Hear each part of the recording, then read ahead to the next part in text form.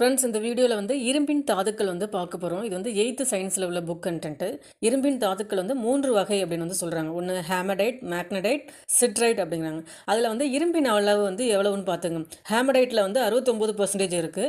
மேக்னடைட்டில் வந்து 72.4% வந்து இருக்குது. சிட்ரைட்டில் வந்து 48.2% வந்து இருக்குது. இரும்பின் அளவு அடிப்படையில் வந்து இரும்பின் தாதுக்களை வந்து ஏறு வரிசையில் எழுதுக, இறங்கு வரிசையில் எழுதுக அப்படின்னு வந்து கேட்கலாம். நமக்கு வந்து அளவின் அடிப்படையில் வந்து அதிகமாக இருக்கிறது வந்து மேக்னடைட் தான் வந்து அதிகமாக இருக்குது. அதுக்கடுத்து தான் ஹேமடைட் வருது. ஃபைனலாக தான் வந்து சிட்ரைட் வந்து வருது. இந்த மேக்னடைட் வந்து என்ன சொல்கிறாங்க அப்படின்னா, இது வந்து ஒரு இரும்பின் வந்து ஆக்சைடு தாது அப்படிங்கிறாங்க. அதோட வாய்ப்பாடு என்னன்னு பார்த்துக்கங்க. இப்போ வந்து வாய்ப்பாடு வந்து நல்லா கேட்குறாங்க. Fe3O4 தான் வந்து மேக்னடைடனோட வாய்ப்பாடு. இப்போ அந்த மேக்னடைட்டில் தான் வந்து இரும்பின் தாதுக்களே வந்துன்னா அதிக காந்தத்தன்மை உள்ளது வந்து மேக்னடைட்டில் தான். ஸோ இரும்பின் அளவு அதிகமாக இருக்கிறதும் வந்து மேக்னடைட்டில் தான்.